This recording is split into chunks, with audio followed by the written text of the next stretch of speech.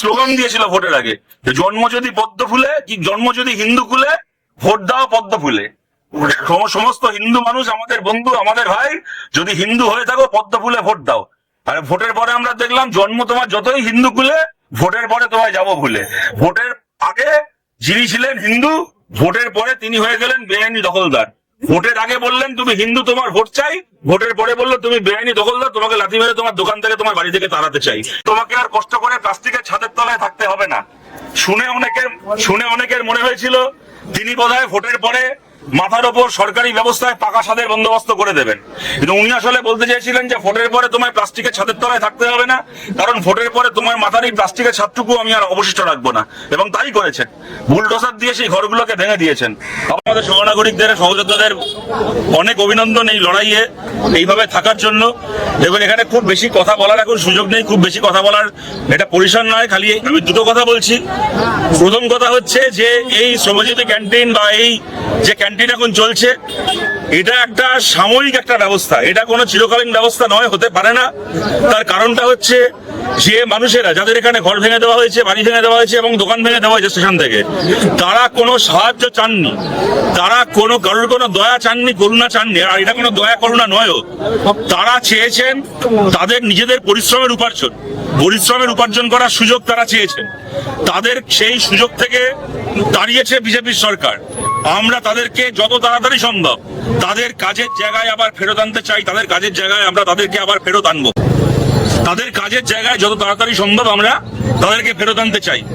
এই লড়াই আমাদের চলছে, রাস্তায় দাঁড়িয়ে চলছে, আদালতে চলছে, জমায়েত করে ভিড় করে বুলডোজারকে আটকে অনেক জায়গায় আমরা উচ্ছেদ আটকাতে পেরেছি। কিন্তু হাবড়া থেকে শুরু করে শিয়ালদা, যাদবপুর, এরকম অনেক স্টেশনে গায়ের জোরে যেখানে ওরা এই দোকানগুলোকে ভেঙেছে, অনেক জায়গায় প্রায় বিনা নোটিশে ভেঙেছে, হাবড়াও তার মধ্যে অন্যতম। কোন রকম কোনো সুযোগ না দিয়ে, আগে থেকে না জানতে দিয়ে ভেঙেছে, সেই জায়গাতে আমরা জমায়েত করে আটকাতে পারিনি, কেননা সেই সুযোগটা আমরা পাইনি। তাই এই লড়াই আমাদেরকে আদালতে লড়তে হচ্ছে। খুব সম্ভবত কালকেই হাবড়া স্টেশন নিয়ে মামলা আদালতে উঠবে, কিন্তু অনেক জায়গাতে আপনারা জানেন মামলা করে আমরা উচ্ছেদ আটকাতে পেরেছি। এবং এখানে যে বাড়িগুলো ভাঙা হয়েছে, এখানকার আজকে যিনি বিধায়ক, আজ থেকে 2 মাস আগে তিনি তখনও বিধায়ক হননি, যখন ভোটে প্রার্থী ছিলেন, তার একটা ভিডিও দেখছিলাম, বাড়ি বাড়ি গিয়ে বলছেন মানুষকে যে তোমার এত কষ্ট, মাথার উপর তোমার প্লাস্টিকের ছাদ, তোমাকে এত কষ্ট করে থাকতে হচ্ছে কেন? আমাকে ভোটটা দাও, ভোটের পরে তোমাকে কষ্ট করে আর প্লাস্টিকের ছাদের তলায় থাকতে হবে না।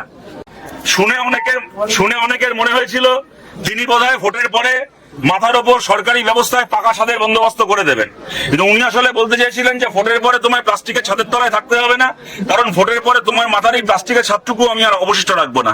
এবং তাই করেছেন, বুলডোজার দিয়ে সেই ঘরগুলোকে ভেঙে দিয়েছেন। আবার স্লোগান দিয়েছিল ভোটের আগে, জন্ম যদি পদ্ম ফুলে কি জন্ম যদি হিন্দু কুলে, ভোট দাও পদ্ম ফুলে। সমস্ত হিন্দু মানুষ আমাদের বন্ধু, আমাদের ভাই, যদি হিন্দু হয়ে থাকো পদ্ম ফুলে ভোট দাও।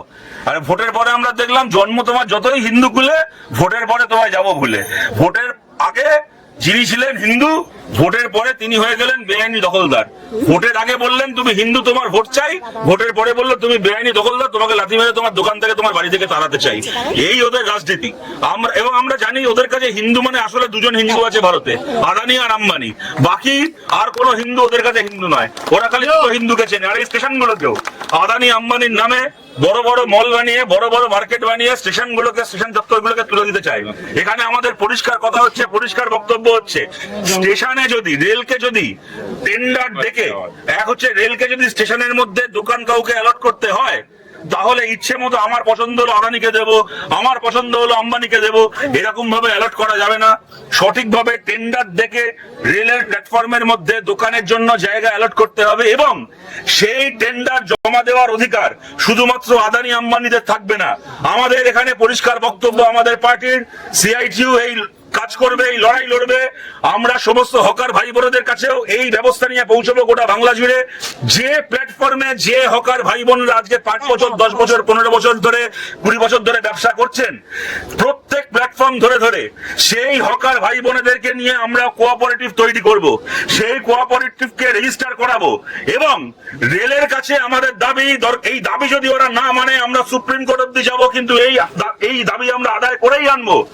প্ল্যাটফর্মে দোকান করার জায়গা টেন্ডার ডেকে দিতে হবে এবং সেখানে প্ল্যাটফর্মে আমাদের হকার ভাই বোনেদের কোঅপারেটিভ তারা টেন্ডার জমা দেবে, তারা টেন্ডার কল করবে। এবং আমরা জানি যদি হকার ভাই বোনেরা কোঅপারেটিভ করে প্ল্যাটফর্মে দোকান করার জন্য টেন্ডার জমা দেয় তাহলে রেল বাধ্য এই হকার ভাই বোনেদেরকে পার্মানেন্ট মার্কেট করে এখানে দোকানের ব্যবস্থা করে দিতে।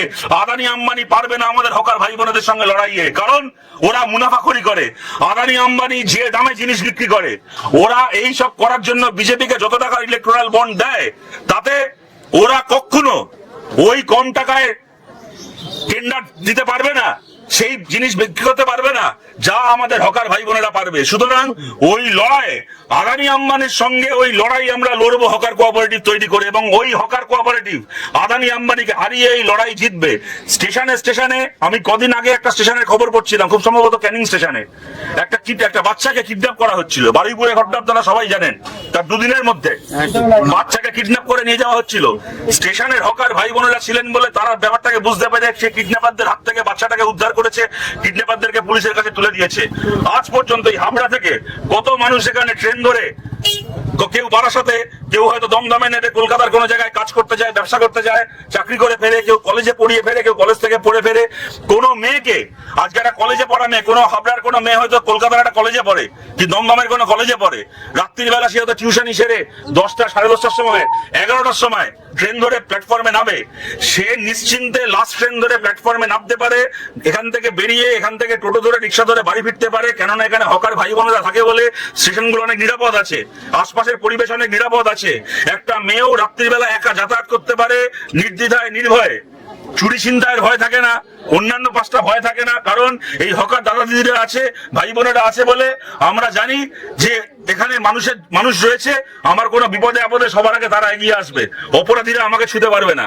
সুতরাং এই যে বুলডোজার রাজ চলছে পশ্চিমবাংলায়, এই বুলডোজার রাজকে চলতে দেওয়া যাবে না।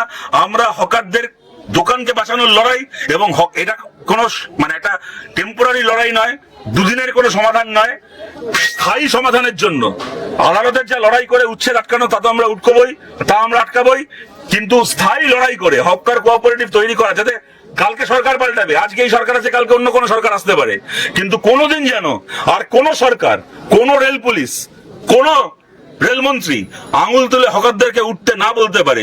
তার জন্য হকার কোঅপারেটিভ গড়ে এই বিকল্প মডেল আমরা চালু করতে চাই। এই লড়াই আপনারা সবাই আমাদের পাশে থাকুন, এই আবেদন থাকলো আমাদের। এই লড়াই আমরা আছি, এই লড়াই থেকে আমরা সরছি না। এই লড়াই শেষ হবে আমাদের জয়ের মধ্যে দিয়ে, শেষ হবে বিজয়ের মধ্যে, কোনো পরাজয়ের মধ্যে দিয়ে নয়, হারের মধ্যে দিয়ে নয়। সরকার হারবে, বুলডোজার হারবে, মানুষ জিতবে, বাড়িগুলো আবার তৈরি হবে, দোকানগুলো আবার বসবে।